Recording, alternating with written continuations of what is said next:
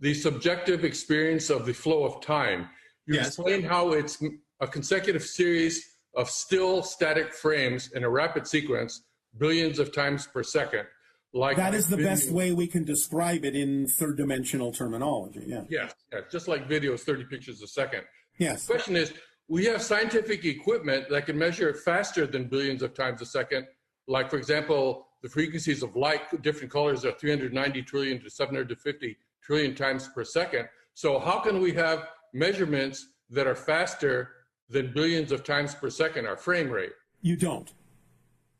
The idea simply is that when we say billions, we don't mean it remains in the billions. If you want us to say billions of billions of billions of billions, fine. Okay, got it. But okay. Really what you're dealing with is what your scientists refer to as Planck time. That's what I thought. So it's a specific frequency relative to this dimension, yes? Yes. Okay, it doesn't vary from person to person. No, not so much in that sense, no. The way you may experience it varies from person to person, but the frame rate is the frame rate of physical reality. Okay, Planck's constant. That makes perfect sense. Thank you. Yes. I have one other question that has to do with people that have had a near-death experience. Yes. Or going through a tunnel of light or a tube of light, Yes. and then entering a very heavenly realm. Yes. But I've gotten other sources of information that say that if you go through that tunnel of light, that puts you in a loop of continuous Earth reincarnations. Nope. So I'm wondering, would you recommend? Nope. Okay, well then you've answered my questions. The idea sometimes is experienced by people. This idea sometimes is not experienced by people who have near-death experiences. The idea is that you always have a choice if you understand you always have a choice. It's only by a very, very powerful belief system that you don't have a choice that you may experience what many people will refer to as an automatic reconnection or return to the idea of an incarnational experience in sequence or reincarnation. But the idea of reincarnation is an illusion because everything exists at the same time. Exactly. Yeah. Therefore, you can create that experience as an illusionary experience, and it's mostly done, again, if you have a very strong belief that you don't have a choice to pick something different. But if you now are beginning in this day and age to realize you always have a choice, then no matter whether you experience the tunnel or not, you may be able to simply decide for yourself what you would like to experience next. And by the way, the so-called tunnel of light is just the way you experience a shift from one dimension to another. It's just the way you perceive that. Yes.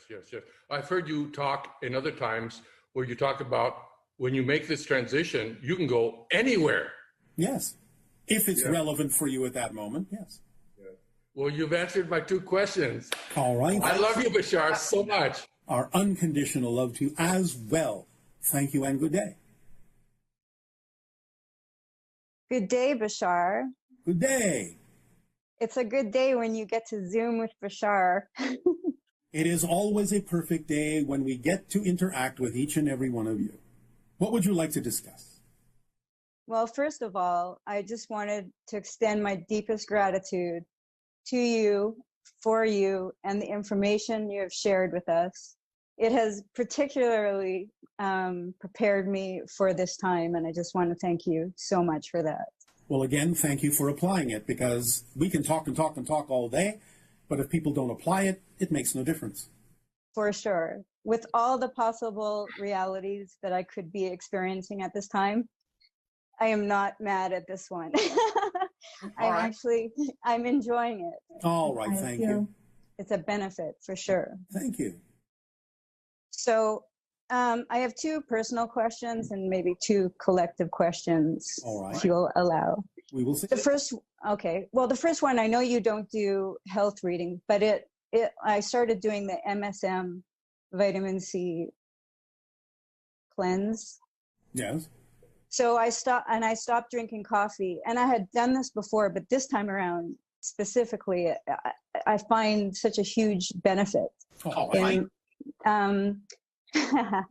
But my question is, so if I like to indulge and enjoy a little bit of tequila now and again, if I were to up the dosage of the vitamin C and MSM, would that counteract the effects? No. No. So pretty much you're saying it's poison. Well, again, things in moderation, now and then, are not really going to be ultimately detrimental to you. And in fact, sometimes the things that you call fermented spirits can actually be of benefit depending on how you use them. Correct. But again, overdoing it is a matter of looking at the belief systems that require you to feel that you have to overdo it. Understand. Okay. All right. And the next question is about my cat. Yes. Trinity. Yes. Over the past year. 3 cats in one. Yes. I believe this is what's happening. Why is she all of a sudden waking me up at 5:36 in the morning? There must be something that you need to pay attention to. Well, that I figured you would be saying that. But so I will get up, I will feed her. Whoa. Why will you get up? Because I look at her and she's just she's doing it in such a sweet manner. Like she'll, Why do you have to get up? Well, I don't have to. I'm choosing to. All right. Well, maybe what you need to pay attention to will be discovered more easily if you actually awake, but stay there. Right. Remember what experiences you may have had in another realm, another reality that your cat is helping you realize by timing the moment of when you awake. Stay there and ruminate in it and see what happens. Don't get up. Okay, don't get up. Don't get up. Otherwise, you break that cycle in your mind. It's very hard not to wake up when she's like... I didn't say don't wake up. I said don't get up. Oh, okay. Stay lying down. Just enjoy the energy of the cat and start drifting back into what it is you may have been experiencing, either as a dream or some other experience you may have been having. But stay lying down and go back into what you were experiencing before the cat woke you up. Right. Okay, I can do that. All right. See what happens. I try and do that anyway. Oh, you can do it. Okay, I'll do it. Don't try. Okay, right. That's right. No trying. All right. So I have this other question. Actually, a friend wanted me to ask, and I'm interested in the answer. So. Well, we'll see. Okay, Bashar, can you tell us what it is that you understand about love that we as humans still haven't realized or discovered? Unconditional love is literally the way your physical reality translates the frequency of existence itself.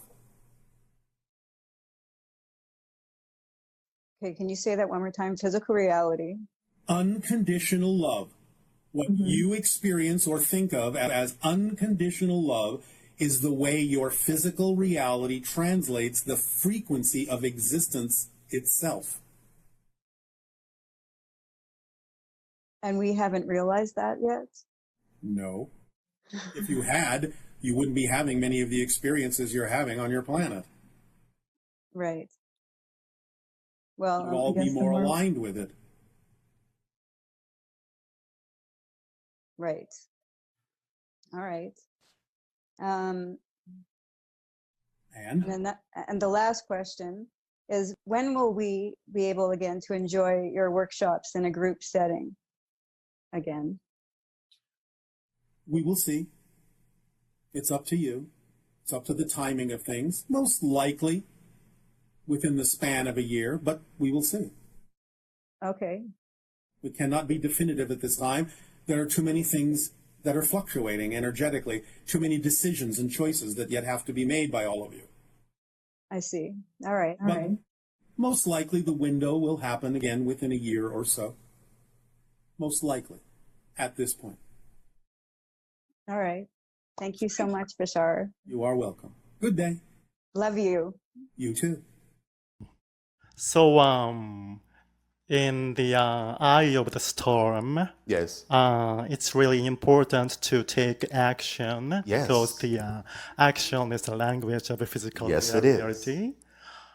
So But stay within that center when Yeah, you take right. the action. Yeah, in the center.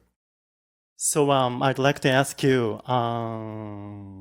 again, what's your definition, what's the exact definition of action from your point of view? Action, physical action, Yeah. physical activity, literal physical activity.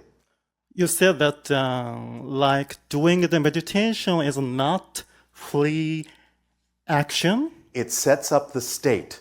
Let me put it to you by a very simple example. You walked up to the microphone. Yeah. That's an action. Instead of staying in your seat and thinking about walking up to the microphone, about meditating about walking up to the microphone, you walked up to the microphone. That's an action, a physical action. It's not that complicated. Okay. So if I organize a group meditation and maybe I will ask the people around me to participate and actually do the meditation, maybe it's going to be more action.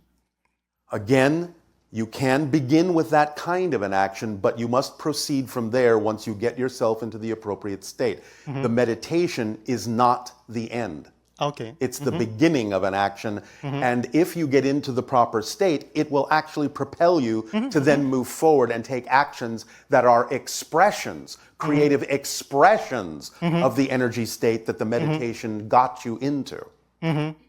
So it's an expression, a physical expression of some form of interaction and creativity. Yes? Okay, yes. So if I'm in that state, the action naturally unfolds, maybe to take the form of an outward expression of some You will sort. feel the urge to take an action, to interact when you are in the proper state. You will want to move. You will want to interact with others. You will want to share something in a physical, creative way. Okay, I got it. Yes. Thank you. You're welcome. And it seems that I have to ask about the Serpent Mound. Yes, Serpent Mound in Ohio. Yeah, right. Last night you said to the I said there are codes, if you can decode them, in the Serpent Mound that will point you in the direction of where one of the master crystal skulls is buried. Yeah, right. So the Yes, I know. Thank you for confirming that. You're right. Yeah, I know you know. The skull is, so that skull is a sequoia skull. Sequoia skull. Yes, Sequoia. Okay. So I thought I didn't think that Ohio could be considered to be a northeastern region of It's northeast from where you are now. Yeah, that's right. Thank you. I know that too. And I was kind of trying to decode that code in Serpent Mound. Yes, well, go ahead. Play with it. See what you get.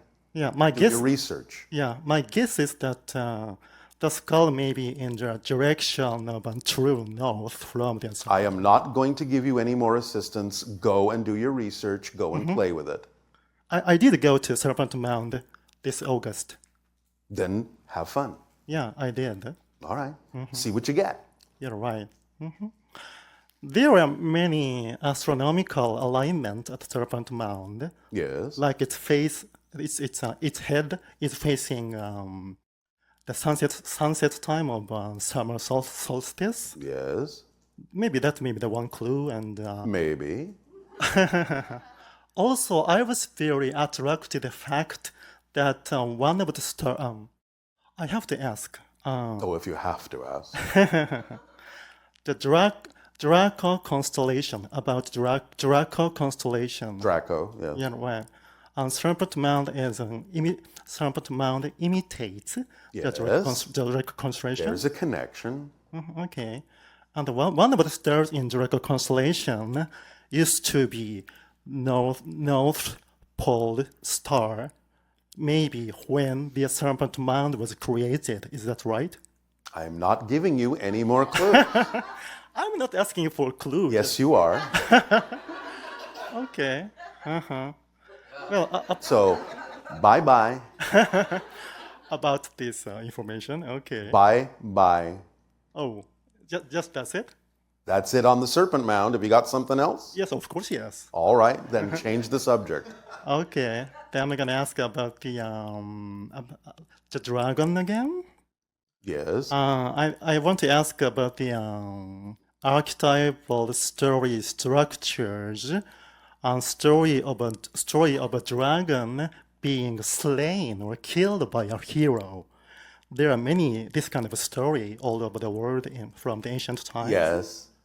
And so this must symbolize or represent something, maybe some incident that actually took place in ancient times, I guess. In a sense, it does. It is symbolic of certain things that have happened on your planet historically, yes.